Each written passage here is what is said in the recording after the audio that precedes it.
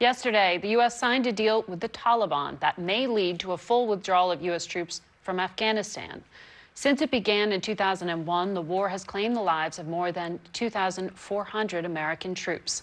Secretary of State Mike Pompeo is just back from the signing ceremony in Doha. He got off the plane just a short while ago, and thank you for being here, Mr. Secretary. Thank you.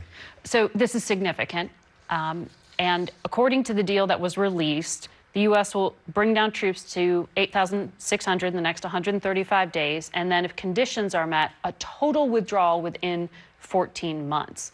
But the president said yesterday, if bad things happen, we'll go back in. What's the benchmark there?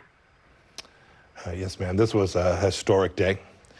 American blood and treasure have been expended in this place for an awfully long time. We went there after 9/11. No one still feels the anger of that day any more than I do.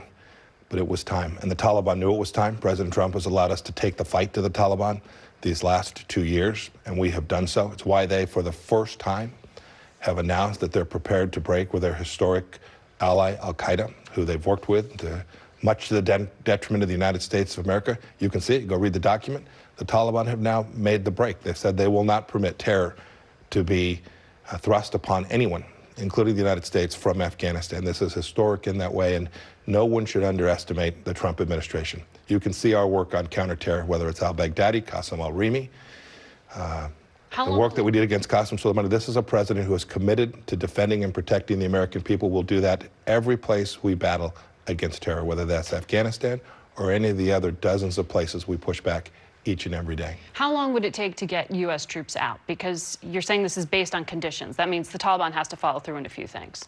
Yes. So what would make the president hit the brakes and stop the withdrawal? Look, we can't get into hypotheticals about what it would take exactly, but there is a detailed set of commitments that the Taliban have made about the levels of violence that can occur, the nature of what's got to take place. We are hopeful that in the coming days there will be intra-Afghan negotiations that commence as well. That has not happened before. It's going to be rocky and bumpy. No one is under any false illusion that this won't be a difficult conversation. But that conversation, for the first time in almost 2 decades, will be among the Afghan people. And that's the appropriate place for that conversation to take place. We're prepared to do what it takes to ensure that we keep America safe. We've asked everyone there to reduce the levels of violence, both the Afghan National Security Forces and the Taliban. But President Trump said he's going to meet with the Taliban in the near future. When? Where? Is that Camp David? I don't know when. I don't know where. I'm very confident. President Trump wants to make sure that everyone in Afghanistan understands that the United States is committed to making sure that this conversation takes place.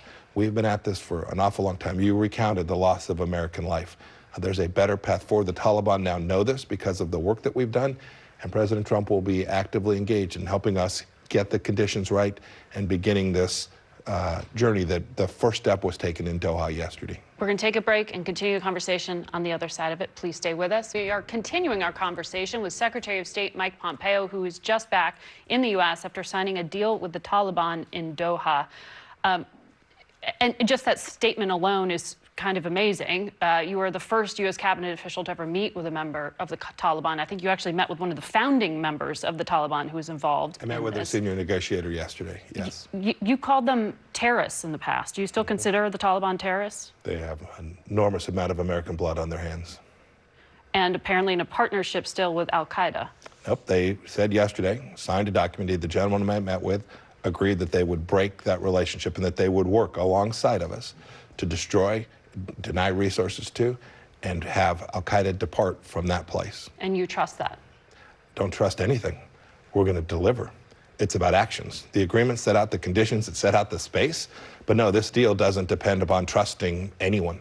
It has a deep, complex, well thought out, multi-month negotiated verification complex and mechanism by which we can observe and hold every member of the agreement accountable. We'll do that. It's not about trust. It's about what happens on the ground, not only yesterday, which was an important day, but in the days that follow. The U.S. pledged in this agreement, which is public, as you say, that it will help to get up to 5,000 Taliban prisoners released. The president of Afghanistan, Ashraf Ghani, says no way, no how. Nothing like that was agreed to. All this is supposed to happen in the next 10 days. Did the U.S. agree to help release 5,000 prisoners? You saw what the document says. It says we will work with all Ghani, relevant. what he's saying is wrong? So that we will work with all relevant parties to build on confidence, to create confidence building measures amongst all of the parties, the Afghan government, non-Taliban, and others in the Afghan. We want this to be an inclusive process. But we it's want a process. We want This could be women. a spoiler in just the first 10 women to days. involve. There'll be lots of people say things. There'll be lots of noise. Everyone's competing for attention and time in the media. What matters is the actions that we take, the discussions that we had. We have come a long ways. And we have worked not only yesterday while I was in Doha, Secretary of Defense was in Kabul along with NATO Secretary General Stoltenberg.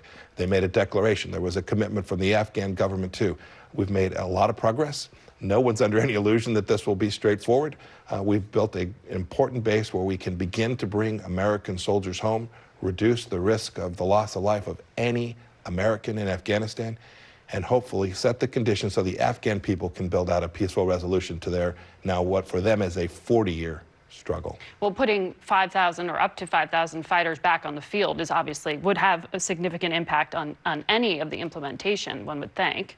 So there have been, do you expect this to actually happen? There have been prisoner releases from both sides before. We've managed to figure our path forward. We'll know who these people are. We are working to build out a set of confidence measures that will do for America what President Trump has committed. Reduce our cost in blood and treasure and keep America safe from terrorism. I don't think any American can doubt President Trump's seriousness in that.